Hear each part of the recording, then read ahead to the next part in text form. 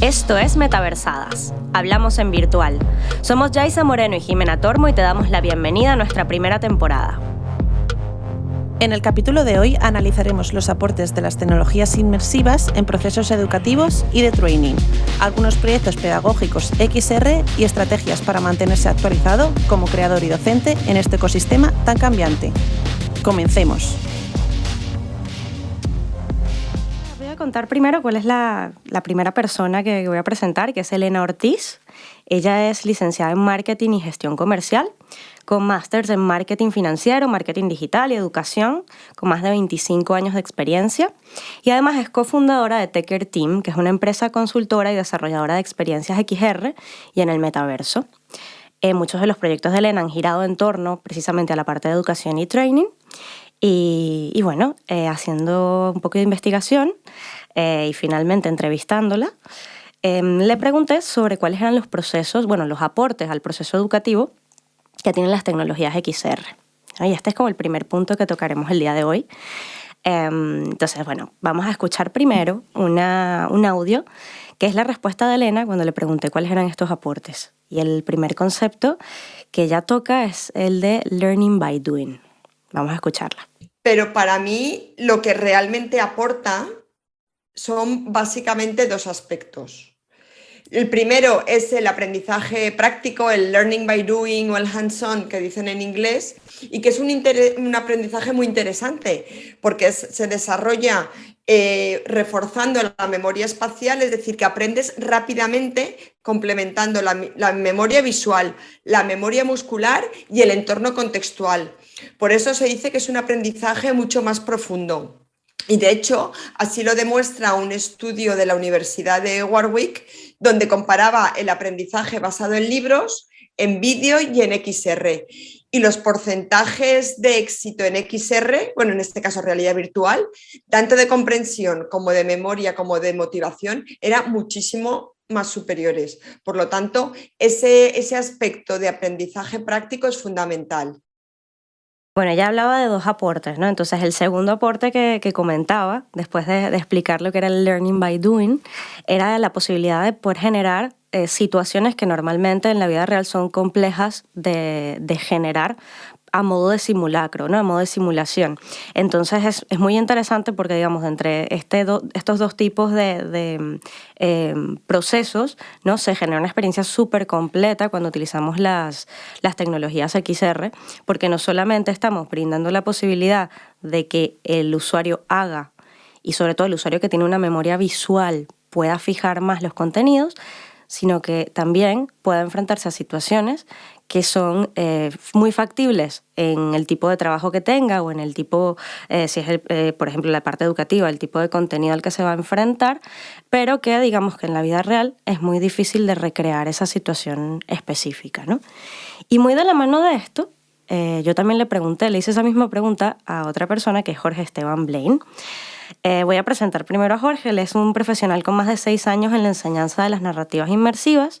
Es cofundador y director creativo en el grupo de teatro inmersivo La Cuarta Pared UR y es coordinador académico y mentor de la Virtual Voyager Academy, que ahora está precisamente dando un curso muy importante sobre el metaverso y sobre, está iniciando un montón de gente en lo que es la comprensión del metaverso y las narrativas inmersivas. Entonces esto fue lo que Jorge me contó sobre cuál cree él que es uno de los aportes de estas tecnologías a la educación. Bueno, pues sobre todo situacional, es decir, hacerte vivir situaciones ficcionadas, roleplays, que sea más difícil crear, digamos, en la propia realidad. Claro, un poco está muy de la mano con lo que decía también Elena, ¿no? Esta posibilidad de que tú te pongas en el papel de otra persona en el mundo virtual, puedas incluso estar, lo que también hemos hablado en otros capítulos, ¿no? Sí, de hecho recrear entornos del pasado, por ejemplo, y que tú puedas estar allí viviéndolo. Claro, de hecho es un poco aquello que hemos hablado en el capítulo de narrativas XR, ¿no? Sí. el hecho de que, y de interacciones, el hecho de que utilices todas las partes de tu cuerpo, tanto la mirada, tu posición espacial, el movimiento de tus brazos, todo eso hace que tu cuerpo, que tú mismo estés integrado en una narrativa y en una inmersión que a la hora de llevarlo al terreno educativo te impregna más. Es decir, tocas más emociones, tocas más sensaciones, y eso hace que el aprendizaje tenga mucho más de aporte que en una educación más tradicional. Totalmente.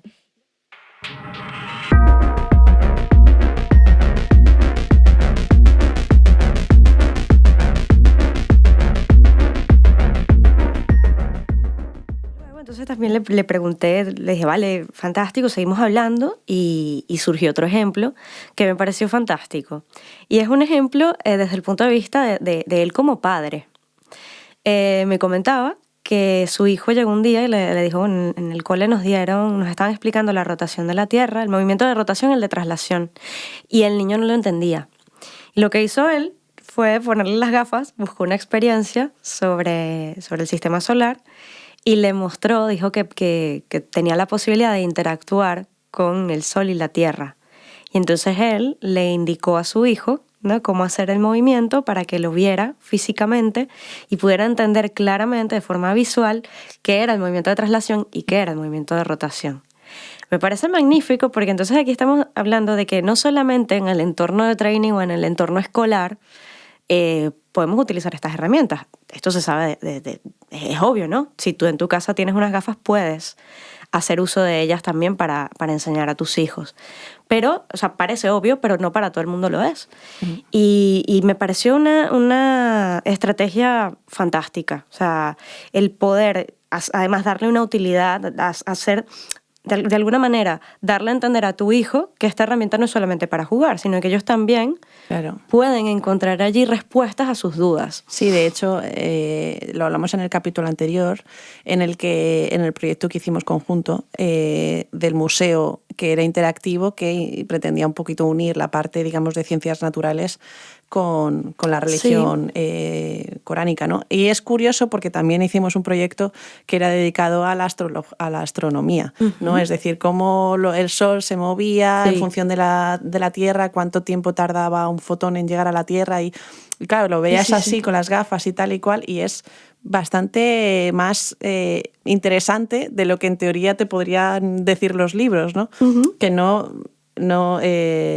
le quito mérito a la escritura ni a las imágenes de los libros, ¿no? Pero quiero decir que esa manera de visualizar las cosas, visualizar un mundo galáctico, ¿no? Un universo, y ver los fotones, ver los planetas, etcétera, te llega de una manera muy emocional, muy directa, cuando lo estás experimentando en realidad virtual. Bueno, y que hay una parte de ese proyecto también que hicimos, que no sé si la recuerdas, que le llamábamos de broma la bubucela, porque era como un cilindro grande, ¿no? Parecía una bubucela, que mostraba cómo se había expandido el universo. Sí. Claro, antes de haber hecho este proyecto, yo jamás me hubiese imaginado cómo representar visualmente esa expansión. Entonces, por fin verlo así fue muy interesante también. Sí. Porque además luego podías interactuar y mostrar todas las diferentes teorías del fin del universo.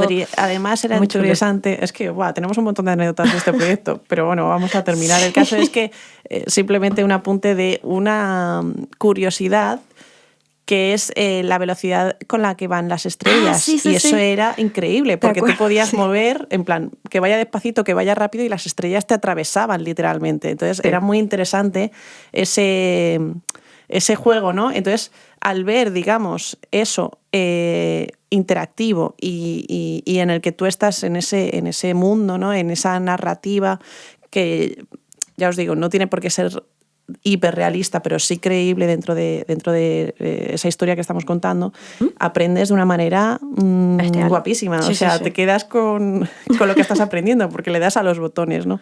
Totalmente. Y luego, claro, les pregunté también, sobre todo en este caso fue Elena, el tema del uso de los dispositivos, ¿no? ¿Qué dispositivos preferían utilizar? bueno, hablábamos evidentemente que dependía mucho del tipo de contenido y del caso, pero hubo uno en particular, un uso que me llamó la atención, que es el de, ella dice, bueno, nos gusta mucho trabajar con dispositivos standalone y al mismo tiempo compartir lo que se está viendo en el dispositivo en una pantalla o en un proyector donde, bueno, toda la clase puede estar viendo en tiempo real lo que la persona que tiene las gafas está visualizando. Claro, yo lo primero que pensé fue, bueno, quizás es para grupos en los que hay menos gafas que alumnos. Y me decía ya, sí, efectivamente, es para esos casos en parte, pero por otro lado es muy útil cuando tienes un examinador que tiene que o bien evaluar o entender la manera en la que una persona está llevando a cabo los pasos de un proceso. Porque al final estás viendo el punto de vista de la primera persona que tiene este trainer este trainee o lo que sea, dentro de la experiencia o el alumno.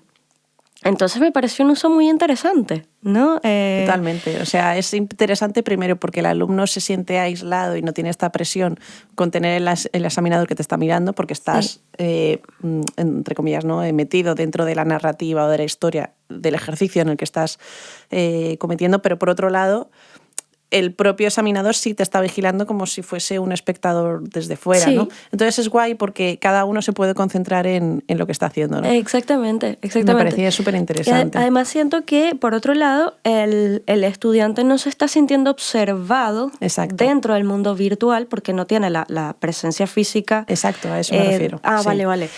Y además también es interesante porque los alumnos pueden, o sea, el resto de los alumnos pueden ver lo que está haciendo su compañero. Claro. Yo en las clases donde doy videojuegos intento un poco, no tiene nada que ver, pero intento un poco hacer ese ejercicio. El hecho de que si un alumno hace una práctica o lo que sea, el hecho de presentarlo, que los otros alumnos vean un poquito lo que ha hecho el compañero, es que aprenden entre ellos así, ¿no? El hecho de que expongan un poco su punto de vista primario. Para que los otros puedan comentar, puedan ver y aprendan mucho entre ellos, no solamente lo que le dice el profesor o lo que es correcto, lo que sea, ¿no? Porque cada uno lo experimenta de una manera diferente.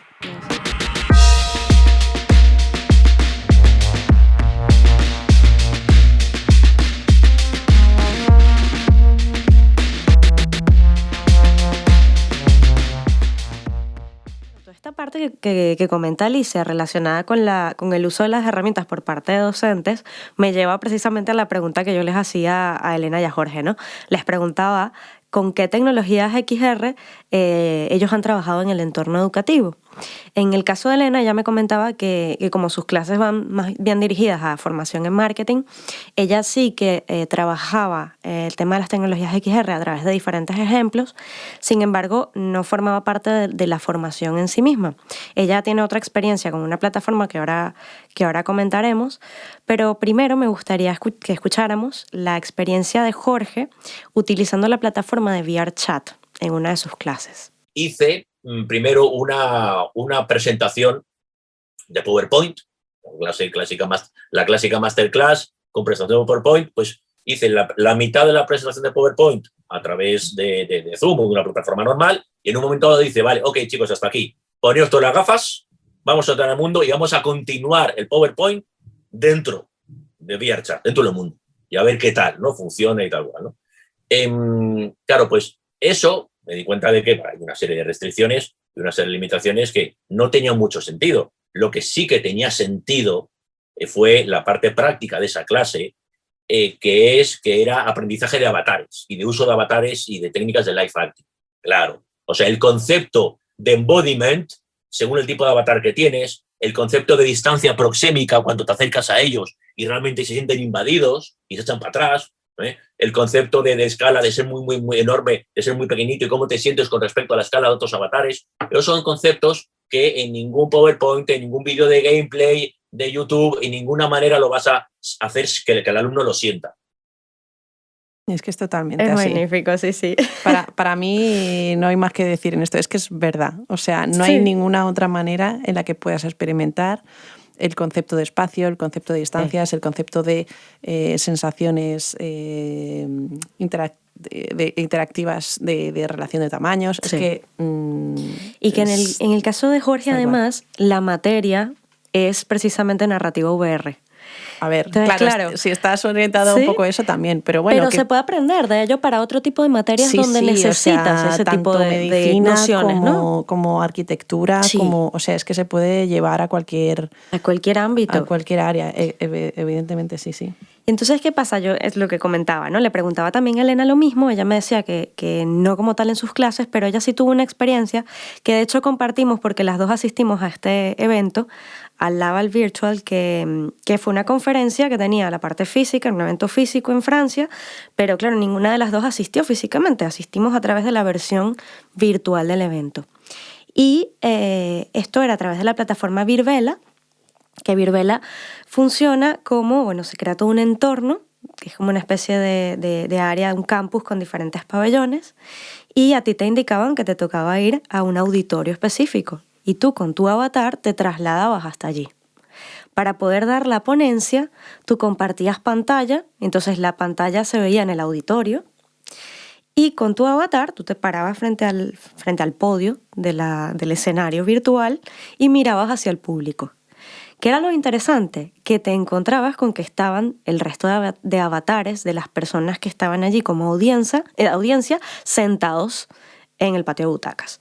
Entonces, claro, lo que me decía Elena era algo que justamente yo comparto muchísimo, y es que la sensación que ella tuvo era una sensación intermedia entre estar físicamente en un entorno dando una conferencia y estar dándola vía Zoom, por ejemplo, vía videollamada. Y una cosa que era muy interesante era el hecho de sentirse escuchado, porque tú, al ver a los avatares sentados en el público, eras consciente de que esta gente efectivamente estaba presenciando esto que estabas contando. Si bien no había una conexión visual, no, el contacto visual no existía del todo, porque los avatares no tienen esa opción, sí que el hecho de que hubiese una presencialidad del público dentro de ese espacio virtual te daba una sensación mucho más agradable al momento de dar la conferencia. Entonces ella lo comentaba y me sentí muy identificada con toda esta narración, porque yo también lo sentí de esa manera.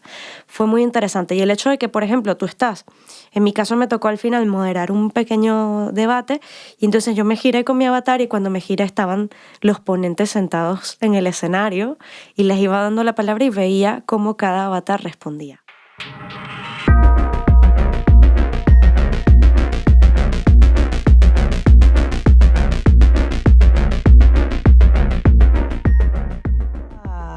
A un comentario que tuve con Alicia hablando sobre el tema de la accesibilidad en experiencias XR, ¿no? Además, a ella le toca esto de una manera muy especial porque trabajó en el doctorado industrial de la Generalitat de Cataluña mediante un convenio entre la UPF y la empresa Vision titulado Accesibilidad y usos positivos aplicados de la realidad virtual, aumentada y mixta con personas con movilidad reducida. Entonces, bueno, ha hecho una serie de test y sacando las necesidades de estas personas, etcétera, ¿no? Y bueno, ella nos comenta qué problemáticas o qué cuidado hay que tener con este tipo de tecnología, ¿no? Que le dice, estas tecnologías tienen doble rasero, y vamos a escuchar a qué se refiere exactamente. Sí, a ver, aquí el tema de la accesibilidad mediante estas tecnologías tiene doble rasero, por así decir.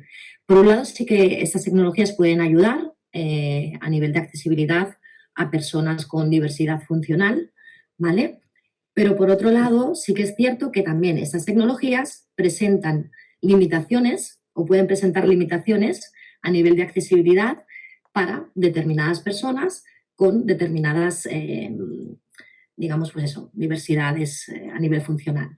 Y aquí la clave está en cualquier tecnología, ¿vale? Incluidas las de la realidad extendida, en que el usuario pueda tener la posibilidad de personalizar al máximo en función de sus características o de sus necesidades, tanto a nivel de output como de input. Alguna de las adaptaciones que hicimos fue, por un lado, el que el usuario pudiese combinar diferentes controles, no únicamente utilizar el mando, porque a lo mejor no podían físicamente utilizar el mando, sino que lo pudiesen combinar o seleccionar otro alternativo, ya fuese mediante eye tracking o gaze o incluso mediante control por voz. Luego otro tema fue el poder aumentar o disminuir, sobre todo el hecho de poder aumentar algunos assets, algunos elementos para poder tener, en este caso, más área de interacción, ¿vale? De determinados elementos. Eso también ayudaba mucho.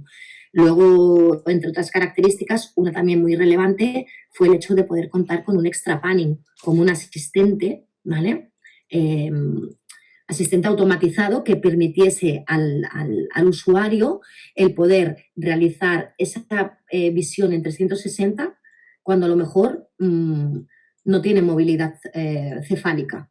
Por lo tanto, ya fuese con el control que hubiese elegido, ya fuese con la mirada o con la voz, el poder explorar hacia la derecha, hacia la izquierda, hacia arriba o hacia abajo. Por un lado, como te digo, estas tecnologías se tienen que trabajar a nivel de accesibilidad, pero ya desde el inicio, cuando se diseña cualquier aplicación de tecnología de realidad extendida, desde el inicio se tiene que intentar apuntar hacia el diseño universal, que cualquier persona con cualquier condición a nivel funcional pueda ser capaz de utilizar esas herramientas, evidentemente pudiendo adaptarlas y teniendo diferentes opciones de configuración para hacerse, digamos, su solución ideal, ¿vale? Y por otro lado, en la otra parte de ese doble rasero que comentábamos, estas tecnologías permiten la accesibilidad a muchas personas con diversidad funcional. Y aquí es lo que hemos trabajado en la tesis a nivel de uso positivo aplicado. Y es, por ejemplo, el hecho de poder, personas que no se pueden mover de casa, ¿vale? Literal, que puedan visitar espacios remotos o de difícil acceso mediante estas tecnologías, realizando, o sea, teletransportándose virtualmente a estos espacios, por ejemplo, sería un ejemplo. Claro, es que es muy interesante lo que dice, ¿no? Ese doble rasero. Por un lado, la propia tecnología tiene que tener el diseño adaptado para todas las personas que pueden utilizarlo, y por otro lado, el contenido también permite poder utilizarlo para personas que de otra manera física no podrían hacerlo, como en su caso habla precisamente que estas personas que literalmente no se pueden mover del sitio. Entonces, si tú les colocas unas gafas y pueden explorar otros mundos, otras experiencias y trasladarse, moverse a través de teleport o vete a saber cómo, ¿no? Claro, estás haciendo que esas personas se puedan mover en un espacio virtual, cosa que no pueden hacer físicamente. Sí. Es que es muy curioso, pero ya hablaremos de este aspecto de la accesibilidad porque hay mucho que rascar de aquí y es súper interesante cómo las herramientas de XR pueden ayudar a ello. Y así termina nuestro programa de hoy. Esperamos que lo hayas disfrutado. Hemos hablado de la educación XR desde el punto de vista de empresas creadoras de contenido, docentes e instituciones educativas. Para conocer más sobre este sector, te recomendamos experimentar con las tecnologías inmersivas. Si eres docente y quieres incluir estas herramientas en tus procesos, te invitamos a seguir los proyectos y cuentas de nuestros expertos. Recuerda que subimos un capítulo semanal y puedes escucharnos a través de Anchor, iVoox, Spotify, Google Podcast, Amazon Music, YouTube y Apple Podcast. Además, para saber más sobre Metaversadas, déjanos tus comentarios y comparte tus inquietudes en nuestras cuentas de Twitter, Instagram, Facebook y LinkedIn. Este podcast es producido y locutado por Yaisa Moreno y Jimena Tormo en Chicago Way Studios, Barcelona. En los controles se encuentra nuestro técnico y amigo Mr. D. El soundtrack del proyecto es obra del maestro del sonido Arturo Aguilar. Mención especial a Ana Martín del Campo y Victoria Tormo por guiarnos y darnos visibilidad en el maravilloso mundo de las redes sociales, y a la gente que nos apoya para hacer este proyecto posible. Muchas gracias por escucharnos. Te esperamos en el siguiente capítulo.